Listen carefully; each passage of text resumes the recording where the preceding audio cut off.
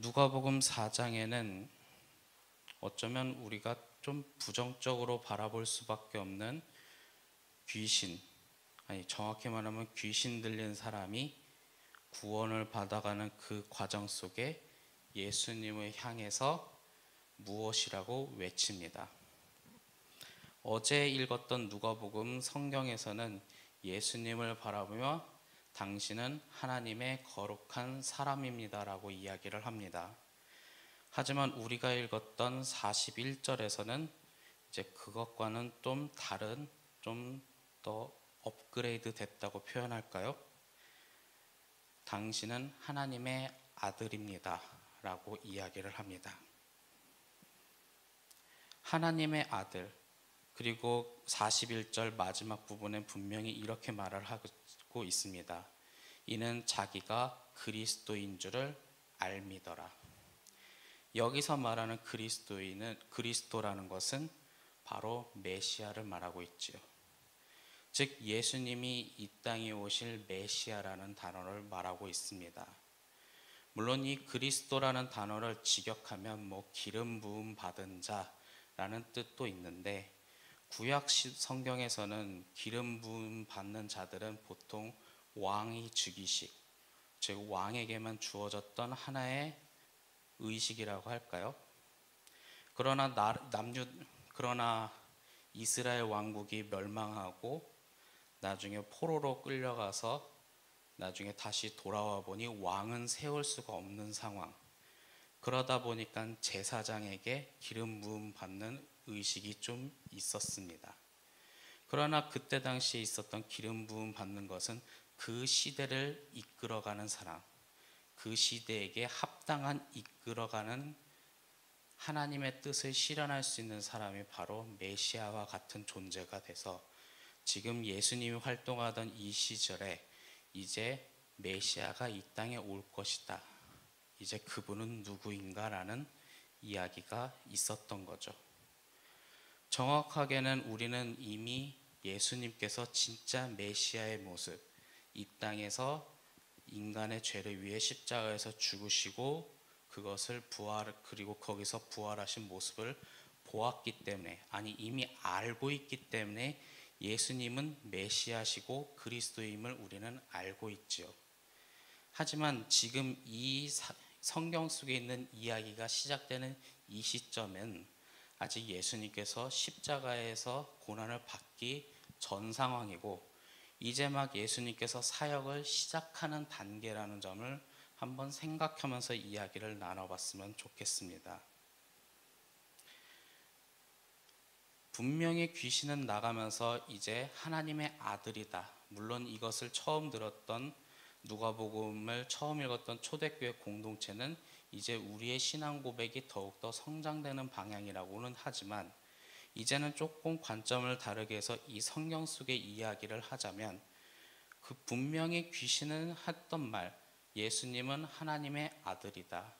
자, 이 말은 틀린 것이 아닙니다. 그런데 예수님은 오히려 꾸짖으사 그것을 말하지 말라라고 이야기를 해요. 자, 예수님의 생각과 예수님의 계획은 무엇이었을까라는 생각을 하죠. 이 뜻을 좀 이해하기 위해 어떻게 설명하면 좋을까라고 해서 제가 한 가지 가상의 상황을 여러분들에게 이야기를 해볼게요. 여러분들은 기도를 열심히 하는 두드림교회 성도입니다. 맞죠? 분명히 맞는 말입니다. 근데 여러분들은 기도하는 두드림교회 성도입니다라는 말을 누군가가 여러분들이 살고 있는 집 앞까지 찾아가서 큰 소리로 외치거나 더 심한 경우 확성기로 말을 하면서 계속 24시간 말을 한다면 맞는 말을 한 거 맞죠? 여러분들이 이제 또 일터가 있을 겁니다. 직장터에 가서 거기서 누군가 확실히 가서 저기 있는 사람은 기도하는 두드림교회 성도입니다라고 24시간 계속 확성기로 계속 반복한다면 그건 민폐겠지요. 분명히 맞는 말도 때와 장소와 시기가 있고 그리고 그것에 따른 아무튼 때와 장소와 시기가 있는데 그것을 무분별적으로 반복하면 분명히 그건 민폐가 아닐까 생각이 듭니다. 자, 그렇다면 이때 당시 유대 사회 때 예수님은 하나님의 아들이다 라는 말은 분명히 맞는 말이지만 아직 예수님은 때가 아니라고 해서 그걸 내려놓고 있죠. 왜 때가 아닌고 하면 그때 당시 유대 사회에 있는 여러 가지 장로의 전통이나 율법의 내용이 있지만 좀 그들 사이의 문화에서 어쩌면 과도하게 이해가 안 되는 행동들이 좀 있어요. 대표적으로 제가 그 독일에 유학 가신 교수님에게 들었던 내용인데, 독일에서 교수님께서 이제 거기에도 예배 시간에 참석을 하는데 어떤 유태인이 있었나 봐요. 그리고 설교를 할 때 하나님은 사랑이십니다, 하나님은 여러분들을 사랑합니다 라고 하니까 그 유태인들이 조금 화가 많이 났대요. 왜 화가 났는지 나중에 알아보니 하나님이라는 단어를 너무 많이 남발했다는 거예요. 아니 왜 그들은 그런 생각을 갖고 있을까 했더니 솔직히 우리 십계명에 그런 내용이 있죠. 하나님의 이름을 망령되이 일컫지 말라. 네, 하나님의 이름을 망령되이 일컬으면 안 되죠. 안 되는데 왜 그게 남발하는 것에 대해서 강한 반발심이 있는지는 이해는 못하겠지만 그게 너무 과도해버린 나머지 하나님이라는 단어를 많이 안 합니다. 그런데 여기서 예수님 당신은 하나님의 아들입니다라고 이야기를 해버리니 당연히 그 단어는 그때 그 시기에는 어쩌면 좀 잠깐 멈춰야 할 단어이기도 하겠지요. 그런 거 보면 어쩌면 우리는 옳은 말도 때와 장소가 있는 것 같습니다. 제가 좀 극단적인 예시를 했겠죠. 여러분들은 기도하는 두드림교회 성도입니다. 이 틀린 말이 아닌 옳은 말도 여러분들의 집 앞에 가서 24시간 확성기로 계속 누군가가 그렇게 외친다면 그건 민폐가 되고 어쩌면 여러 가지 살아가는 가정이나 직장 생활 속에 분명히 도움이 되지는 않을 것입니다. 그렇다면 어차피 이것은 주님께서 세상 죄를 지고 십자가에서 죽으시고 그리고 그 십자가에서 죽으실 때 그 앞에 있던 백부장은 분명히 이렇게 말하죠. 이 사람은 하나님의 아들이었다. 어쩌면 때와 장소에 맞는 외침과 고백은 어쩌면 그 백부장이 맞을지도 모릅니다.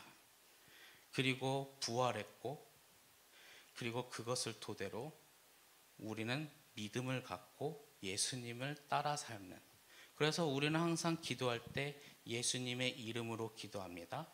왜냐? 예수님을 통해서만이 이제 하나님과의 관계성을 우리는 회복할 수 있기 때문이죠.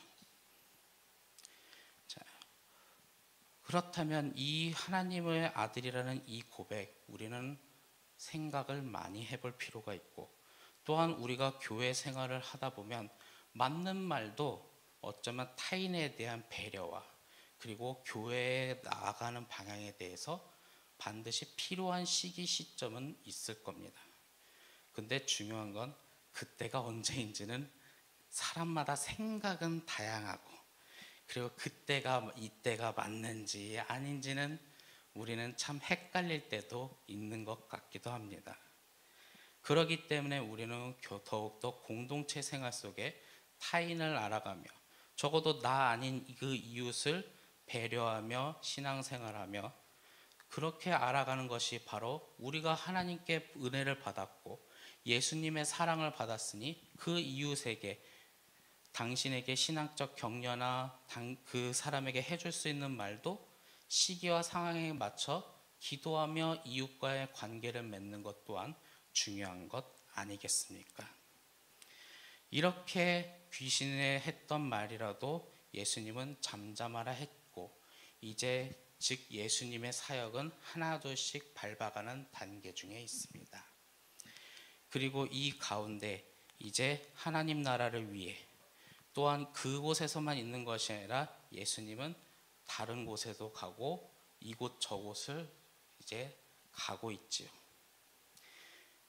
예수님은 사도행전에 보면 누가복음과 같은 저자라고 할 수 있는 사도행전에서 예수님은 하늘로 올라가시면서 땅 끝까지 증인이 되라라고 말하고 있습니다.